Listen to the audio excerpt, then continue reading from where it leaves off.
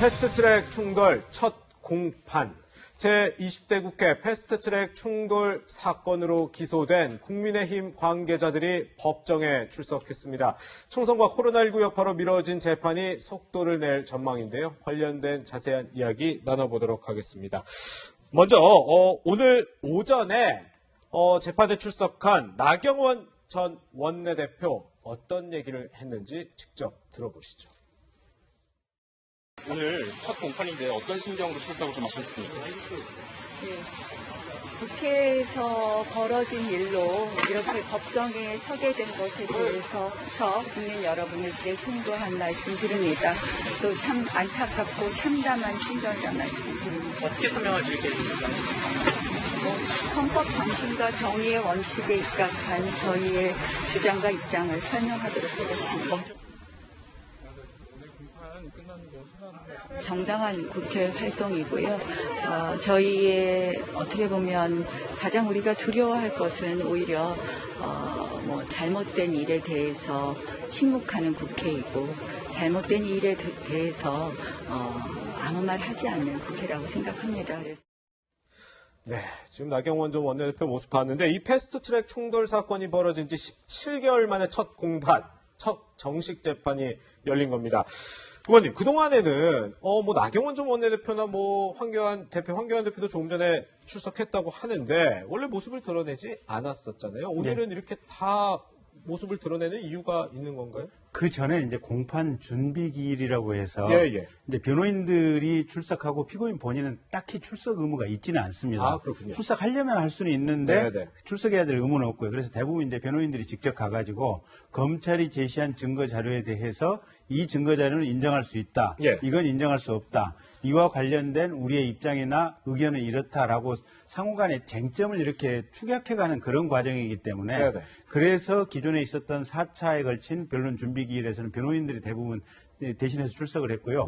오늘은 정식 공판 기일이기 때문에 피고인 당사자 본인들이 출석을 한 날입니다. 네, 이 패스트트랙 충돌 사건과 관련된 재판 역시 코로나19 사태를 비껴가지 못한 모양이에요. 3번이나 나눠서 진행을 한다면서요? 그렇습니다. 의원만 따지면 이제 27명인데 10시, 2시, 4시 이렇게 한꺼번에 오면은 그러니까 지금 이제 최소한 50명, 10명 이상 이렇게 모이기를 당국에서 지금 기피하도록 하는 거 아닙니까? 그렇기 때문에 나눠서 했고 1차로는 아마 우리 시청자분들도 저기 화면에서 많이 봤을 것 같은데 최이배 의원실에서 감금했다는 지금 의혹으로 지금 저 재판을 받고 계시지 않습니까? 거기에 관련된 분들이 1차적으로 출석을 한 것 같고 나경원 대표는 이제 당시 상황을 총괄했던 원내대표로서 그렇죠, 출석을 한 것 같습니다. 네. 그렇군요. 이 패스트트랙 충돌 사건에 대해서 당시 지도부였던 황교안 전 대표와 나경원 전 원내대표 자신들이 책임을 지겠다 이렇게 공언한 바 있었죠. 그 당시의 얘기도 한번 직접 들어보시죠. 당 대표인 저는 패스트트랙의 폭정에 맞서서 강력하게 투쟁할 것을 격려했습니다. 이 문제에 관해서 책임이 있다면 이는 전적으로 당 대표인 저의 책임입니다. 검찰은 저의 목을 치십시오. 제가 그 책임의 중심에 있습니다. 제가 원내대표로서 모든 것을 지휘했습니다. 따라서 저 하나만 조사하면 됩니다. 이동훈 의원님, 네. 지금 27명의 관계자들이 재판을 받는 건데 이 가운데 보니까 9명이 현역 의원이더라고요. 근데 이 이른바 국회 선진화법 위반 혐의가 인정이 된다면 이게 의원직 상실까지도 갈 수 있는 사안이죠. 그렇습니다. 국회 선진화법 위반은 첫 사건인데 선진화법 위반 처벌 수위가 굉장히 높기 때문에 그렇죠. 특히 문제는 뭐냐면은 당시의 상황이 전부 TV 카메라에 잡혀있기 때문에 증거가 충분합니다. 네, 지금 영상에도 나오고 있죠. 그렇습니다. 그래서 아마 모면하기 굉장히 어려울 것 같은데 이제 두 가지는 한번 감안을 해야 될 것 같습니다. 우선 나경원 당시 원내대표가 헌법 체제를 수호할 책임을 위해서 그렇게 했다 이렇게 얘기했는데 무슨 얘기냐면은 두 가지 쟁점이 있지 않습니까? 하나가 공직선거법 이거는 영동형 비례대표제고 하나 형사소송법 개정안 이거는 공수처 관련인데 두 가지가 다 위헌 논란이 있었습니다. 하나는 준연동형 비례대표제가 투표권을 제한한다는 위헌적 논란이 있었고, 형사소송법은 공수처가 헌법에 아무런 근거도 없는 공수처가 헌법에 근거가 있는 검찰총장의 권한을 통제하고 제약한다면 그 위헌이다 이런 논란이 있었기 때문에 네. 대통령과 국회의원은 취임하면서 그 서약을 합니다. 헌법을 수호하겠다고. 그렇기 때문에 그런 차원이라는 명분이 하나가 있고 또 하나는 이것이 어쨌든 정치적 충돌이 아니겠습니까?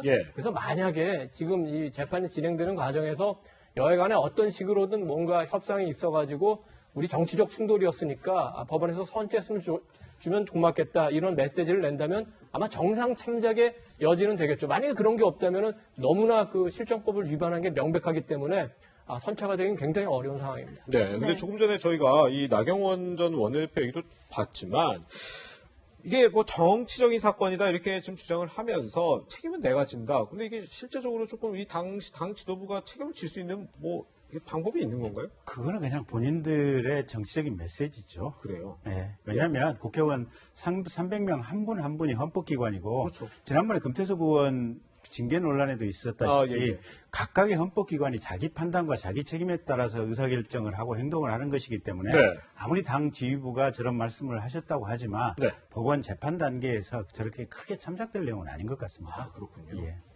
네, 이런 상황에서 최근 김홍걸 의원, 부동산 논란에 휩싸인 김홍걸 의원을 제명한 여당에서는 이 박덕흠 의원, 국민의힘 의원의 사퇴를 요구하면서 역공에 나선 모습입니다. 일단 이동훈 의원님, 박덕흠 의원이 지금 휩싸인 논란이 어떤 내용인가요? 본인이 이제 건설회사를 운영했는데 본인의 이제 형이나 아들 등 가족 일가에서도 그 건설회사를 많이 운영을 했습니다. 그런데 이제 박덕흠 의원이 국회에서 무려 6년간을 국토교통위원회에서 활동을 했습니다. 그러니까 건설업자 출신을 과연 국토교통위원회에 그것도 6년이나 이렇게 소속을 시켜놓은 게 맞느냐 이런 기본적인 도덕적 논란이 있는 데다가 그 동안에 본인 가족 회사가 서울시를 비롯한 여러 가지 국토교통위 산하단체에서 적게는 1,000억 원, 뭐 지금 그 여당 주장은 뭐 수천억 원의 공사를 수주했다는 그런 의혹을 받고 있는 겁니다. 물론 박덕흠 의원은 전혀 본인이 영향을 끼친 게 아니고 그 전에도 그런 단체에서 계속 공사를 수주해서 공사를 해왔다 이렇게 얘기를 하는 거지만 어쨌든 건설업자 출신 국토교통위원회 소속돼 있는 박덕흠 의원의 일가가 그런 공사를 수주했기 때문에 뭔가 찜찜하고 알아볼 필요가 있는 거는 뭐 분명한 상황인 것 같습니다. 네, 박덕흠 의원은 이 논란에 대해서 적극적으로 해명에 나섰습니다. 조금 전 2시부터 기자회견을 열어서 해명에 직접 나섰는데 처음에는 이제 내가 이해충돌이라면 대통령의 아들, 딸은 아무데도 취업하면 안 된다라거나 뭐 이해충돌에 관련돼서 이제 적극 반박하는 모습을 보였는데 조금 전 기자회견에서는 의원님 사익을 위해서 국토위에 간 것은 아니다. 다만 이해 충돌에 대한 비판은 수용하겠다라는 입장을 밝혔다고 해요. 이런 해명에 대해서 좀 어떻게 생각하시는지요? 그러니까 일단 가령 구체적으로 뭔가 어떤 직무를 이용해서 공사 수주를 청탁이라든지 뭐 어떤 수주에 활용을 했다. 이런 부분들. 그다음에 공사 수주와 관련된 뭔가 기밀이라든지 정보를 얻어냈다. 이렇다고 한다면 그건 구체적으로 이제 굉장히 이제 범법 행위에 가까운 거죠. 근데 그런 부분은 아직까지 지금 밝혀지지는 않았지만 어쨌든 국토위 간사고 국토부 산하인 도로공사라든지 여러 지자체들과 관련한 공사를 수주를 했으면 그 자체만 가지고도 누가 봐도 오해받을 수 있는 상황이고 그건 이해충돌과 관련해서 정치적인 책임은 본인이 지겠다라고 지금 얘기를 한 거 아니겠습니까? 그러니까 최소한 그런 정치적인 책임은 져야 마땅한 것 같고요. 사실 그 이전에 본인이 국토위를 피했어야 되고 당 지도부에서도 국토위 간사를 시킨 것은 사실은 이해할 수가 없는 상황들인 거죠. 저게. 그런데 이제 국민의힘 입장에서는 사실 21대 국회에 들어서 이 정의기억연대 후원금 의혹 등과 관련한 이제 윤미향 의원을 강하게 비판해 왔고 최근에는 이 민주당에서 제명되긴 했습니다만 김홍걸 의원 강하게 비판했고 조금 전 저희 전해드렸다시피 추미애 장관 의혹 강하게 비판하고 있어요. 자당 의원의 이런 의혹이 나오면 이런 공격의 동력을 좀 잃을 수 있는 거 아닙니까? 그러니까 지금 윤미향 의원 같은 경우 기소됐잖아요. 구체적인 그렇죠. 범법 행위가 명확히 밝혀졌고 김홍걸 의원 같은 경우는 사실은 재산신고 누락한 부분이 공직선거법 위반으로 제가 볼 때는 기소될 것 같거든요. 보면. 그러니까 거기도 범죄 행위가 지금 명확히 있고 추미애 장관 관련해 가지고는 이게 어쨌든 수사 중이고 결과는 어떻게 나올지도 모르겠고, 근데 이 박덕흠 의원 같은 경우는 아직은 지금 구체적인 범죄 사실은 안 나왔어요. 근데 이 상황만 가지고도 분명한 것은 이해충돌 상황 속에서 국토위 간사 내지는 국토위 의원으로 수년간 지금 지속되어 왔기 때문에 뭐 당에서 최소한 필요한 징계 같은 것은 이 신속히 하는 것이 국민들 보기에는 분명한 것 같고, 특히 어디가 이해충돌의 명확한 지점인지 이런 지점과 관련해 가지고는 사실 입법이 지금 미비된 측면들이 있거든요. 그런 입법들 좀 신속하게 진행을 했으면 좋겠고, 특히 전문건설협회에서 지금 이 골프장 비싸게 매입했다라고 지금 고발해놓은 사건들이 있는데 검찰에서 그 부분 신속하게 수사를 해서 결론을 내려주는 게 좋을 것 같습니다. 네. 김종인 국민의힘 비대위원장은요, 박덕흠 의원에 대한 입장을 이렇게 밝혔습니다. 목소리 듣고 오시죠. 오늘 그 여권에서 그 박덕흠 의원의 그 이해충돌 의원 관련해서 지금 계속 의혹 제기하고 있는데요.